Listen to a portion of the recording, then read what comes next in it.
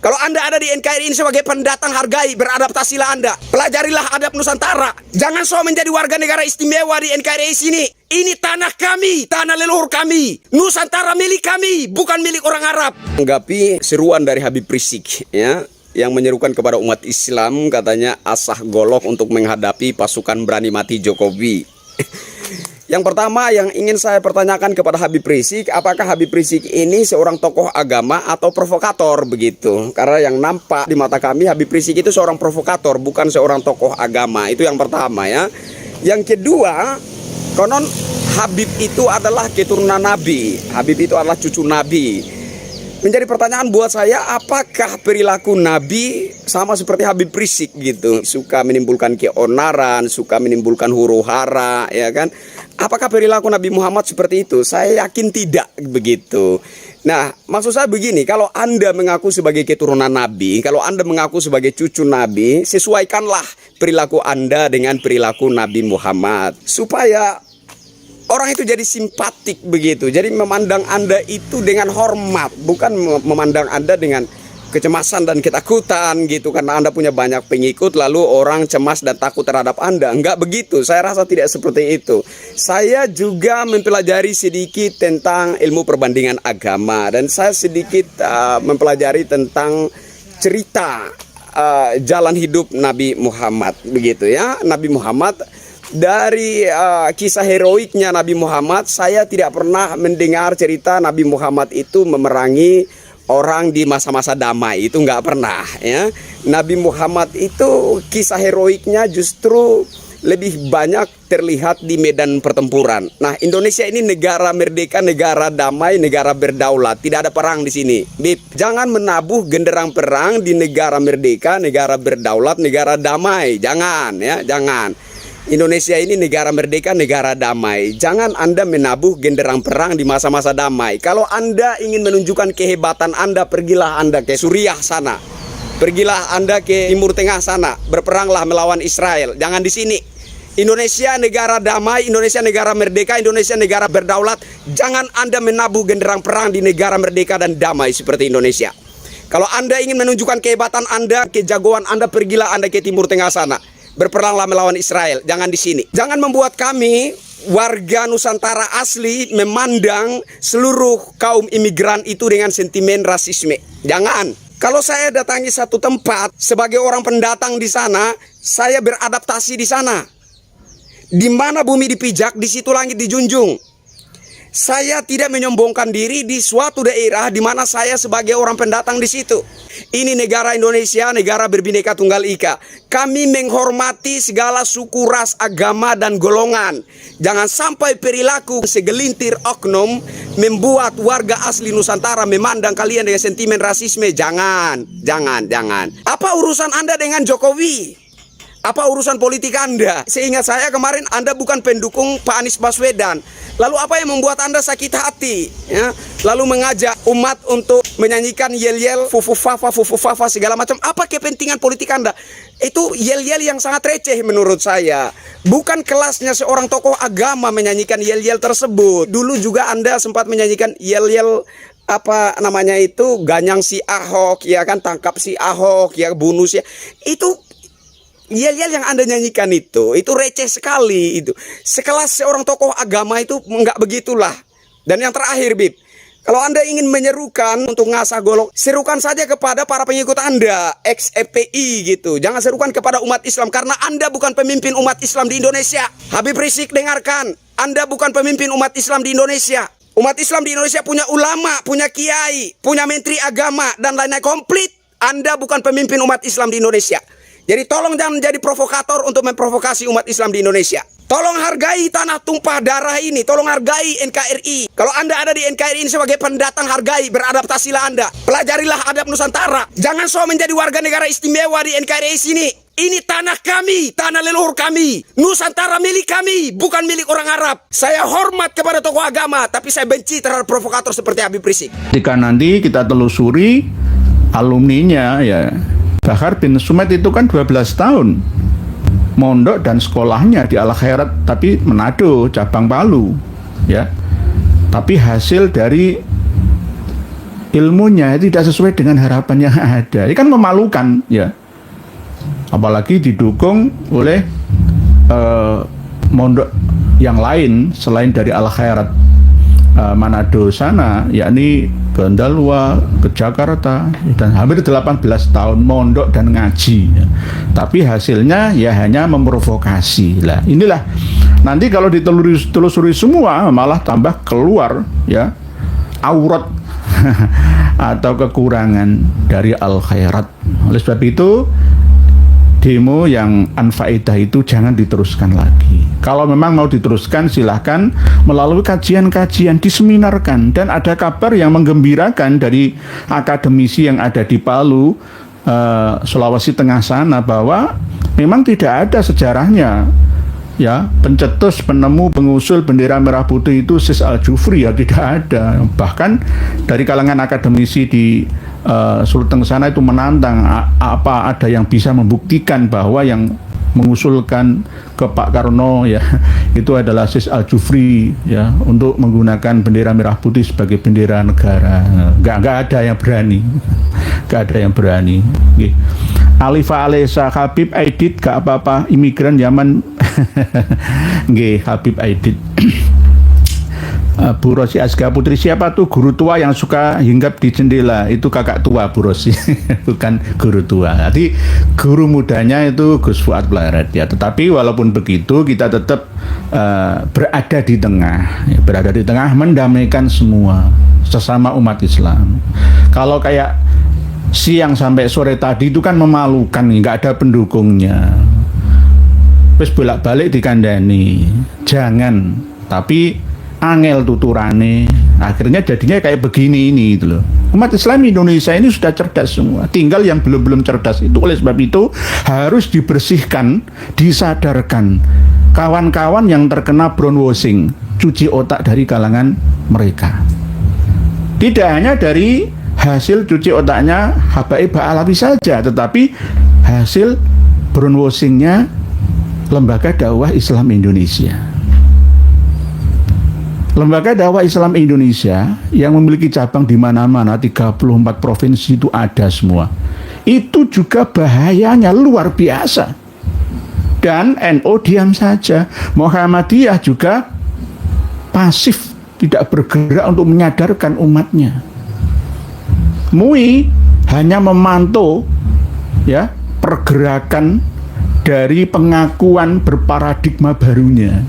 Nah, ini berbahaya. Oleh sebab itu kami sertakan di bawah video kita ini di haizin.com tentang fatwa MUI terhadap eksistensi identitas keagamaan yang berisi analisis sosiologis aliran Islam Jamaah di Indonesia. Ini baru. Jadi ini tulisan terbaru, ya, disertasi program doktor jurusan studi Islam, Fakultas Ilmu Agama Islam, Universitas Islam Indonesia Yogyakarta, dari D. Iskandar Zulkarnain. Iskandar Zulkarnain, asli orang Solo, ya. Dan berikut dibuktikan dengan wawancara, ya, selain penelitian, ya, wawancara langsung dan bukti-bukti yang di akhir halamannya itu ada yang sama seperti doktrinnya Habaib Ba'alawi tentang kafa'ah. Tidak sah nikah di hadapan KUA, itu nggak sah, harus ada nikah dalam, ya, dari amir atau kiai versi mereka. Nanti jangan baca sendiri. Jadi saya print menjadi 2 jilid 357 halaman. Ini berisi bukti bahwa LDI itu hampir sama sesatnya seperti Ba'alawi. Ada semua bukti fatwa dari MUI, semua mulai tahun 1970, ya. Jaksa Agung 1971 sampai 2023 yang lalu. Jangan nanti baca sendiri. Isinya juga penuh dengan doktrin dan doktrin membius, brainwashing, cuci otak terhadap pengikutnya. Yang ini akhirnya membuat Islam itu tidak mampu bersaing dalam kancah dunia perteknologian saintifik kita. Sehingga hanya berdasarkan dogma-dogma dan dogma, hanya yakin-yakin dan yakin saja. Keyakinan itu bersifat netral sehingga mudah dibelokkan kemana, tergantung yang mendoktrinnya. Ini LDI, tolong nanti MUI juga ada proses untuk membubarkan satu organisasi itu. Yakni kejaksaan dulu, baru Bakor Pakem, terus dengar pendapat antara MUI, DGI, WAMI, Walubi, PDI, Matakin, ini yang berhubungan dengan non-muslim ya. MUI dulu, terus lalu Muspida. Setelah itu SKP 3 Menteri atau SK Kejaksaan Tinggi, terus 6 berupa pasal 156A KUHP, penistaan penodaan agama. Apakah Ba'alawi ada unsur itu? Ada, wong rukun Islam ada 6 kok. Rukun iman ada 7. Ada lagi doktrin-doktrin yang tidak sesuai dengan syariah, hakikah, dan ma'rifah ala ahlus sunnah wal jamaah. Nanti lalu yang ketujuh dibubarkan oleh presiden yang melalui menterinya. Ada tanda tangan Presiden Republik Indonesia. Jadi mekanisme pembubaran aliran sesat di Indonesia itu seperti itu. Oleh sebab itu, seharusnya FPI, Front Persaudaraan Islam itu berada di pihak kami. Karena tujuannya kan amar ma'ruf nahi mungkar. Untuk melawan aliran-aliran sesat yang ada di mana-mana, kan begitu. Seharusnya berada di pihak kita. Kok malah justru kita ini yang diserang. Nah, ini kan kebalikan ya. Ini gara-gara apa? Brainwashing gitu loh. Gara-gara cuci otak itu loh. Masuk ke dalam memori yang terdalam ya. Memori yang paling dalam lagi kayak digendam itu loh. Gendam yang level 3 atau bahkan 4 master profesional. Jadi maklumat untuk seluruh umat bahwa antara LDI, Lembaga Dakwah Islam Indonesia, dan mungkin dari kalangan Rabitah Alawiyah ya, atau terkenal dengan Ba'alawinya, itu juga harus diteliti sungguh-sungguh oleh MUI, dibantu oleh kawan-kawan dari PBNU. Ya, nggak usah woro-woro. Satu hari sebelumnya Bahar bin Sumed itu semua umat Islam semua diworo-woro semua datang untuk membela. Aduh, ini namanya nggak ndelok gitoke dhewe. Ya, harusnya bukan demo bela guru tua, demo bela ulama yang dipisu oleh mereka. Ya, ulama Indonesia itu eter-eter era karuan nih. Wes bahasa semua itu, selain bahasa binatang itu ya ada bahasa selain kroco, coro, curut ya. Ada lagi bahasa yang paling nggak pantas itu bahasa elek ya. Keluar semua bahasa elek, saya nggak bisa mengucapkannya. Itu harus yang dibela. Jadi demo bela ulama Indonesia kan gitu harusnya. Kok demo bela guru tua? Dah nggak pantas blas ya. Demo bela guru tua ya, akhirnya yang terima laporannya itu ya kelas polisi perwira. nggak begitu penting. Nggak begitu penting ya. Bukan berarti kita ini mendahului laporan sebelumnya ya, tidak ya, karena memang ya nggak begitu penting. Ini kan untuk menggiring opini publik agar usulan pahlawan nasional itu digolkan ya oleh Menteri Sosial sampai ke kepala negara kita, kan lalu diresmikan. Untungnya apa? Sis Al-Jufri tidak minta. Ini kepentingan dari klannya atau anak cucunya supaya benar-benar diangkat sebagai pahlawan yang berjasa di Nusantara Indonesia Raya.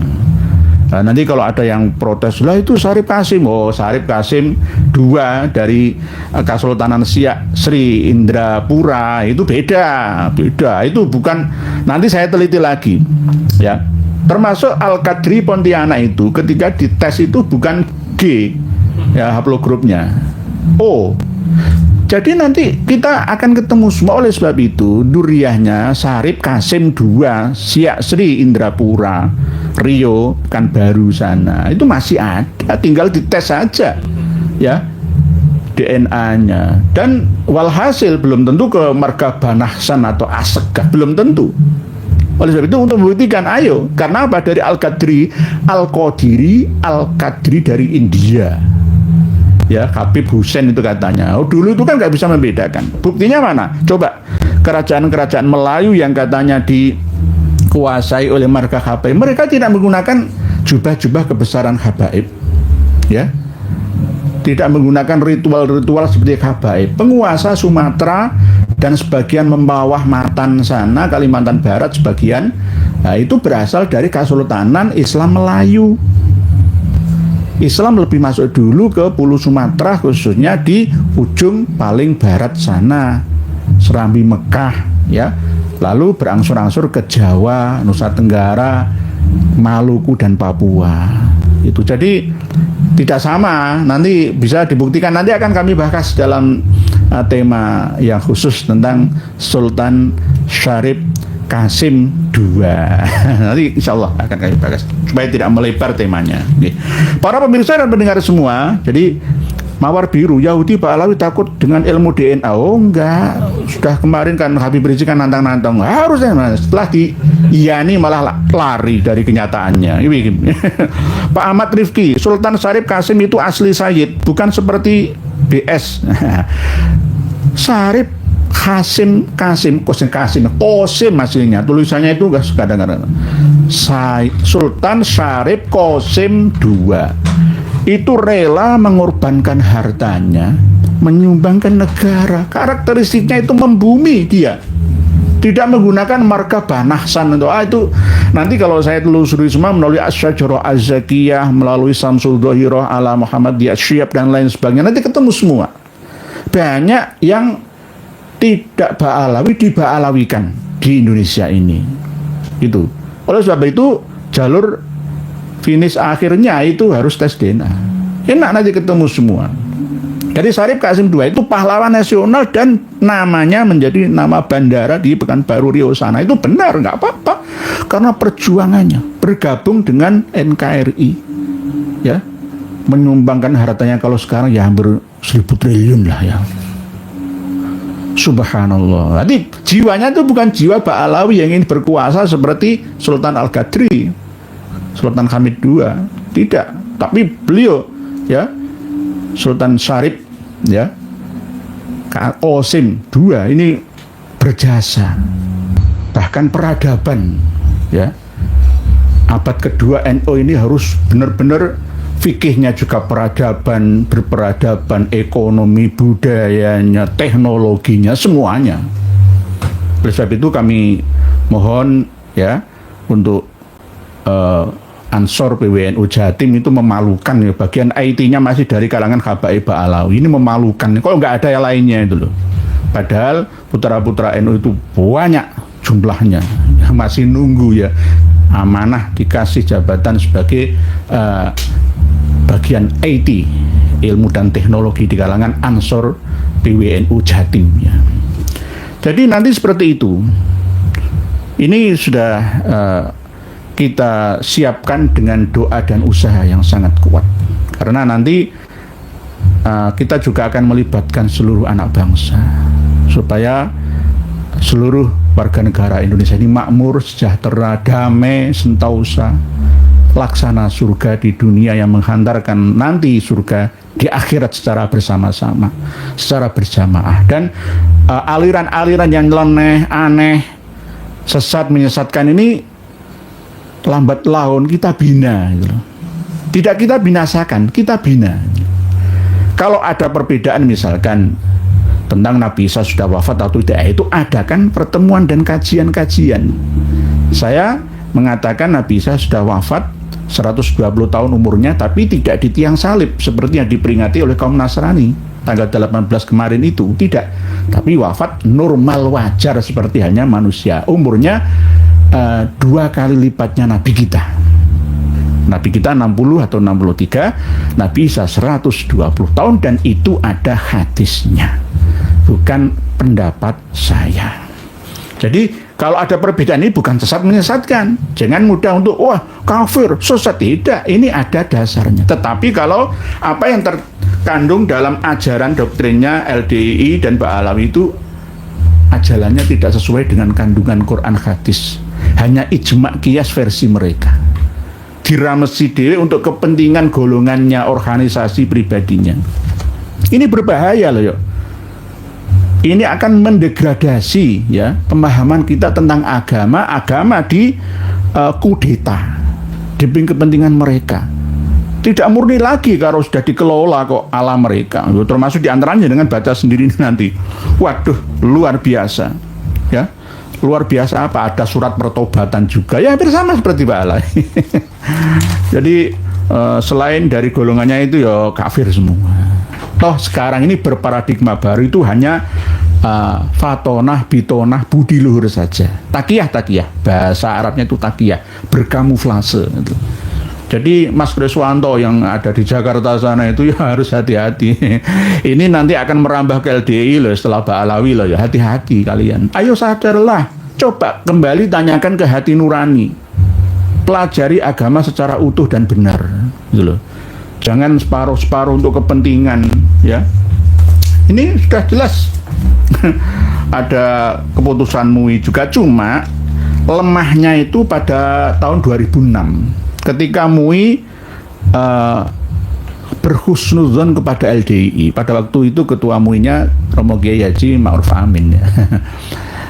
Alasan ya klarifikasi dari LDI yang berparadigma baru itu akhirnya diterima, tapi masih dalam pengawasan.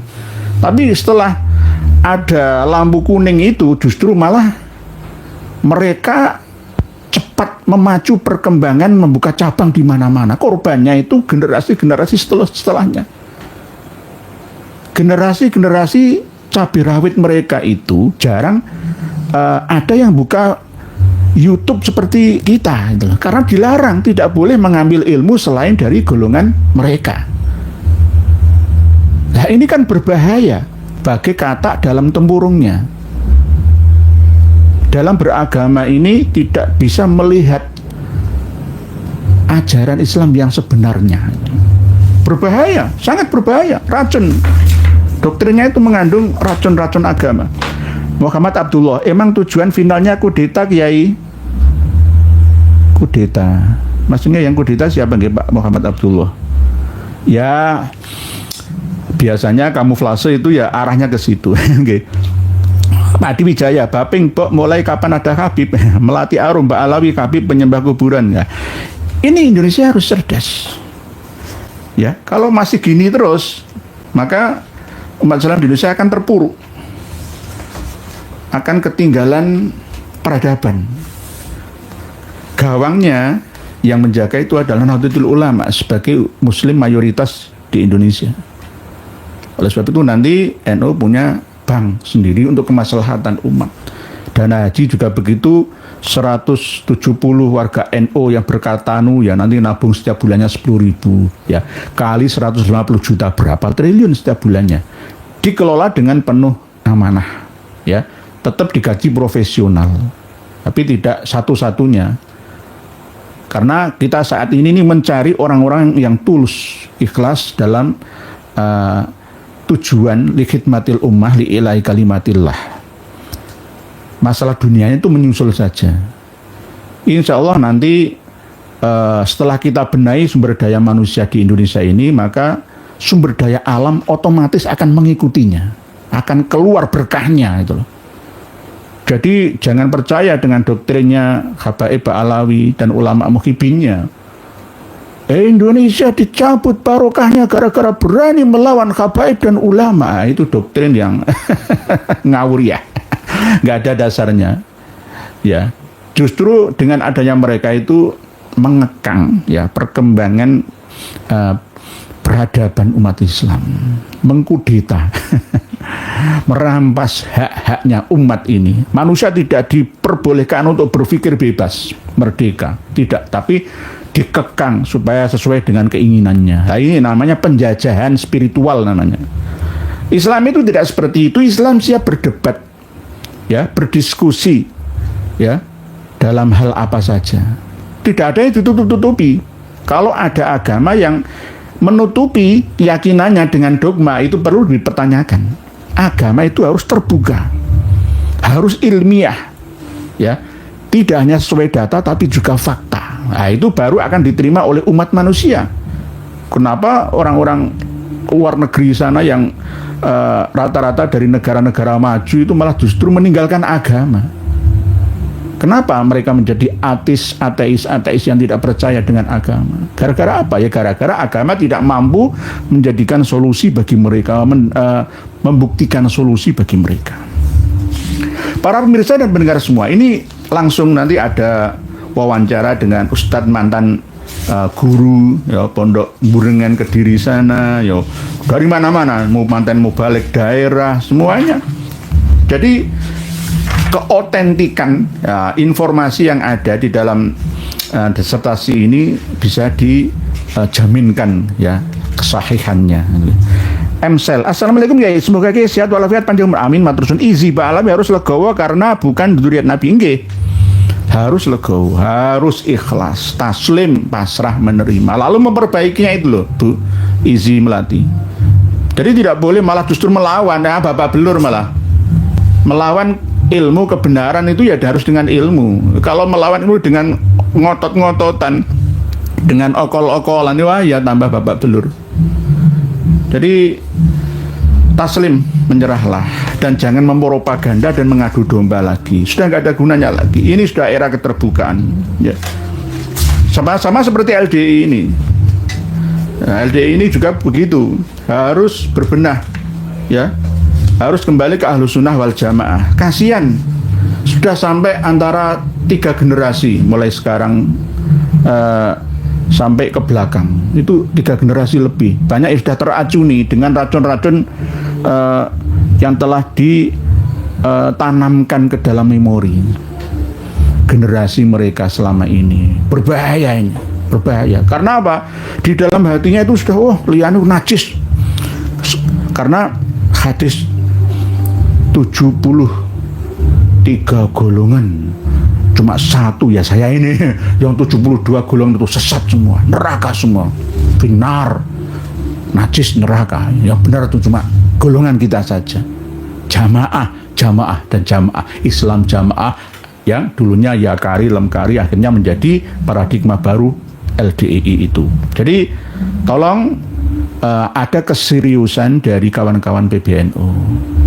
Jangan merekrut orang-orang yang justru malah LDII bolone NU. Lha iki piye to? Habib Syekh bin Abdul Qadir As-Sakaf. Nah, ini termasuk racun juga untuk generasi Nahdiyat kita. Habib Rizik gurune NU LDII bolone NU. Lagi piye to iki? Dibayar berapa kalimah bolone NU itu oleh mereka? Nah, ini patut kita curigai bersama. Ini namanya akhirnya mengadu domba, ngoplos ya antara hak dan yang batil. Pakai isi cebol buncit yang kemarin teriak-teriak perang kemana, kok hilang nggak kelihatan, ya buronan. Laporan yang masuk ke Mabes Polri itu lebih duluan. Jadi percuma melawan kebenaran, ya nggak ada gunanya. Mujib Ubaidillah yang penting bayari, ya. Nggih, semua itu perlu biaya. Jer Basuki mau beo, kabeh perlu biaya. Kalau nggak ada biaya nggak jalan. Ya, Muktamar NU memilih pimpinan struktural itu juga biaya, nggak ada biaya nggak jalan. Insya Allah bulan Mei ini ada pelantikan Jatman ya, di Surabaya, insya Allah. Pelantikan Jatman dilantik di Surabaya itu juga perlu biaya, ya pelantikannya di hotel. Ini nanti kita akan kuatkan nama Kiai Khalwani ya. Yang asli ya seorang sufi, ya kalah dengan LBY dari Pekalongan kemarin, Jatma Aswaja. Karena mereka tuh ambisius dan duitnya ada, Kang Mas. Duitnya ada, KPI itu tadi biayanya, uangnya banyak gitu. Gendeng ya, sesungguhnya ilmu halus dan samar. Ahmad Rashidi, kebenaran tidak akan bisa dikalahkan. Wa qul ja'al haqq wa zaqal batil innal batila kana zahuqa. Oleh sebab itu kami sarankan untuk abnaul khairat dan banatul khairat, ayo supaya nama baik organisasi institusi pendidikan kalian itu tidak tercoreng seperti siang dan sore tadi demo-demo ini ya. Ayo ya lawan informasi data dengan data, dengan keilmuan itu, dan harus turut serta membangun imajinasi masyarakat kita, ya, bahwa image-nya al khairat itu baik-baik saja. Kalau ada cerita yang mengatakan bahwa ketika Sis Al-Jufri sowan ke Habib Soleh bin Muhsin Al-Hamid Tanggul sana, pas marawis joget-jogetan, ya, foto-foto beterbangan sujud di kakinya si Al-Jufri, itu hapus. Jangan, nggak bener itu, nggak bener, kan begitu harusnya al khairat itu, ya. Jangan memalukan pelatih, ya, ya. Jangan memalukan pelatih. Oleh sebab itu, apalagi dikompor-kompori melalui ketua adat Kaili, wah bahaya. Semua dilibatkan untuk menghalalkan darah saudaranya. Nah, ini doktrin-doktrin yang hampir sama. Di LDI juga begitu. Kalau ada yang keluar dari jamaahnya itu murtad, halal darahnya, halal hartanya, harus dipisah dari anak, istri, dan mertuanya. Jadi ini sama. Doktrinnya itu sama, berbahaya. Ya, saya itu selalu didekati oleh mereka, tapi nggak kena. Intinya itu ujung-ujungnya duit, usrun. Ada lagi kelakuannya dosa nggak apa-apa, tapi ada pertobatan, ya kayak di gereja itu. Ya ini nanti misalkan ada yang menyanggah, wong ini lengkap semua dan lulus, ya, lulus kamlut, ya, lulus. Ada bukti surat SK kesesatannya LDI itu semua mulai tahun 1979 sampai 2023 yang terakhir itu masih dalam tahap pembinaan. Oleh sebab itu Pak Alawi pun harus begitu, masih dalam tahap pembinaan dari MUI atau Menteri Agama. Nah, kalau PBNU diam saja, ya harusnya negara yang bertindak untuk mengatasinya. Karena memang di tubuh PBNU sendiri itu ya ada yang masuk di dalamnya, ya sulit, ya pekewuh, ya, mengatakan su'ul adab kepada yang sepuh dari kalangan mereka. Ini, jadi semua nanti jangan baca. Saya selalu menghargai keilmuan. Jadi disertasi ini saya print semua, karena sesuai dengan penelitian saya. Sejak tahun 80-an saya membaca majalah Tempo itu, mulai dari almarhum Benyamin Sueb itu masuk ke LDI Islam Jamaah di Kediri itu, ya. Ini sudah terus terbukti sampai sekarang, malah tambah jadi. Diakui 15 sampai 20 juta anggotanya di seluruh Indonesia. Ya, modal utamanya itu ilmu gendam, hampir sama. Ilmu hipnoterapi, menguasai kejiwaan seseorang yang labil, ya, diancam neraka kan labil, takut, ya, kualat. Nah, kalau dalam Mbak Alawi, ya, lalu setelah itu kasih harapan, rojaan dengan surga dari tangan saya, ya. Kalau mau ikut jamaah, surga, keluar dari jamaah neraka. Jadi muhibbin, surga. Meninggalkan muhibbin, ya benci ulama, benci nabi kita, neraka, nggak dapat syafaat, kualat seumur hidupnya. Nah, terus akhirnya dipercaya, ya, akhirnya menjadi waswas, min syarril waswasil khannas, akhirnya jadi benar adanya. Itu karena keraguan-raguan itu. Jadi itu, nggih. Jadi fatwa MUI terhadap eksistensi identitas aliran keagamaan, analisis sosiologis aliran Islam Jamaah di Indonesia. Gatot apa tulangku ngerti Pak nggih, melati arum tembok kebenaran akan runtuh. Nggih. Pak Hendri pelatih dulu aku buku terbitan Menteri Agama tentang kesesatan dan kebodohan LDI. Nggih, sama Pak Hendri pelatih bagus itu. Pak Adi Wijaya doktrinnya kuat. Nggih, kuat.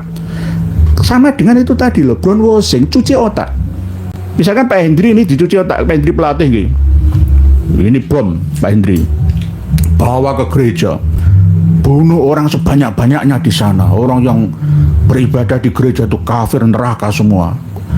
Anda Pak Hendri penilai akan ditunggu oleh 72 bidadari di surga. Ya, masuk mapleng dalam memori, ya percaya aja. Karena ini hipnotis tingkat tinggi, gendam level terdalam. Jadi bagi orang yang labil jiwanya, kejiwaannya, maka akan kena. Ini bukan gendam sementara, ada yang gendam permanen kok. sehingga mampu menguasai seluruh alam pikirannya sampai sepak terjang pola kehidupannya. Itu gendam namanya. Kalau dalam ilmu thariqah itu beat. Kalau dalam ilmu militer itu janji setia militer itu. Jadi begitu karomah tete tetangga. Zen dok cek orang di depan polisinya menang baik nggih. Tadi yang demo tadi itu nggih ya nggak terlalu banyak, ada berapa ratusan itu. Nanti mungkin beritanya akan di-up menjadi 2 juta lah atau berapa. Semoga Habib tahu malu dan ngaca bahwa mereka sering menghina orang lain, dari perempuan biasa dipanggil lon. Sampai presiden pernah dihinakan. Nggih, seharusnya demo tadi pagi sampai siang hari sore tadi itu harusnya demo bela ulama dan kepala negara Indonesia. Ngono harusnya. Malah dibalik demo membela guru tua. Jadi dibela apanya? Malah justru nama guru tua nanti dicari oleh semua, ada halunya, nanti ketemu keluar ya, sing janjane ketutup akan keterbuka, kan begitu nggih begitu nggih Pak Kemdikbud. Pak Ari Agus, assalamualaikum Pak Kiai. Waalaikumsalam. Dereng semoga Pak Kiai selalu amin matur nuwun sami. Bu Senjata, assalamualaikum. Waalaikumsalam. Seharusnya kaum Habib itu banyak belajar Kiai. Nggih, belajar seumur hidup, nggih, belajar untuk punya rasa malu. Tapi masalah kemaluan ya. Kadang-kadang orang mengatakan kemaluan itu kan sensitif ya. Ini rasa malu, sifat malu seseorang ya. Belajar untuk al-haya'u minal iman. Iman itu ada 77 cabangnya. Itu cabang bukan rukunnya. Kalau rukunnya 6 itu, jangan ditambah-tambah 7 ya. Kalau cabang-cabangnya ada 77 atau 70 lebih. Di antaranya adalah al-haya'u minal iman. Malu itu bagian daripada kesempurnaan iman. Belajar menghormati, belajar mencuci dosa-dosa mereka dan lain. Bukan malah membuat onar, berbuat onar. Nggih Bu Zenzeta, leres harus begitu. Tidak hanya bagi habaibnya Bu Zenzeta, tapi juga muhibinnya. Banyak kiai-kiai muhibin yang masih bertahan dengan argumentasinya. Kami dikirim kitab-kitab karya dari dinasti Rasuli di Yaman sana yang menulis Abdullah bin Ahmad katanya. Saya mentahkan ya, sudah ketinggalan kereta. Insya Allah nanti kita ulas kembali nggih, dalam diskusi terbuka. Nggih, begitu Bu Zenzeta. Nggih, Bu Pak C. Apakah Sultan Syarif Kasim Siak Rio Pak Alawi Pak Yai Kamakola UAS Al Jongosi? Ustadz Abdul Somad kan ya asli sana, yang bela asal usulnya, daerahnya. Sebenarnya ini perlu diperiksa. Tapi kalau kita lihat mulai dari Kesultanan Aceh ya, Samudra Pasai dan seterusnya, itu sudah ada sebelum Majapahit berdiri, itu sudah ada Islam di sana. Dan tidak berasal dari orang-orang Yaman Hadramaut sana, tidak orang Melayu, itu banyak sudah yang memeluk agama Islam. Ya, dan namanya pun tidak menggunakan Habib, tidak ya, Tengku atau Teuku kalau di Aceh, Tengku. Ya, jadi tetap ya bahasanya, pakaiannya, adat istiadatnya itu ala Melayu, bukan ala Hadrami sana. Itu nggih Pak Cai. Jadi perlu kami periksa lagi masalah status Syarif Kasim itu Ba'alawi. Kalau di informasi-informasi di media manapun yang ada di negeri ini ya, itu ya Ba'alawi katanya begitu kan, marga Banahsan. Banahsan orang yang menggunakan marga Banahsan itu pertama kali itu Ali bin Umar bin Hasan bin Ali yang ngarang kitab Al-Burqatul Musiqah fi dzikri libasil khirqah al-aniqah bin Abu Bakar As-Sakron bin Abdurrahman As-Segaf bin Muhammad Maulad Dawileh bin Ali Sahibud Darab bin Alwi Al-Huyur bin Al-Faqihil Muqaddam bin Ali bin Muhammad Sahib Mirbat bin bin Alwi ya, bin Ali Khalik Kisam bin Alwi bin Muhammad bin Alwi bin Abdullah. Itu katanya seperti itu. Tapi pernah ada dari kalangan Al-Qadri yang sudah diba'alawikan oleh mereka, itu tidak GM201 atau GF hasil tes DNA blood groupnya, tidak. Tapi O berarti ya sama seperti orang-orang asli kita. Oleh sebab itu nanti untuk marga Banahsan ini ya, ini dari cicitnya Abdurrahman Assegaf ya, kadang menggunakan marga Assegaf, katanya ini namanya menguasai informasi media. Sejarah dirubah sesuai dengan kemauannya, dan dikaranglah kitab-kitab dari sana untuk dikirimkan ke sini, lalu kita mempercayainya karena kita tidak memiliki data pembandingnya. Nggih. Kalau nanti kita urut ya, nanti kita putuskan apakah Sultan Syarif Qasim II ini Ba'alawi atau tidaknya. Kalau dilihat dari segi fisnya itu bukan Ba'alawi. Nggih. Kang Brot.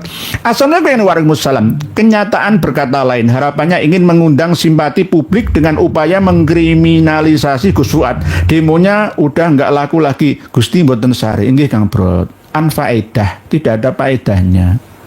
Kalau demo itu demo yang ada faedahnya. Demo apa? Demo menuntut supaya negara memperhatikan nasib rakyatnya. Lah ngono. Kesejahteraan rakyat harus dipikirkan oleh penyelenggara negara. Dengan cara apa?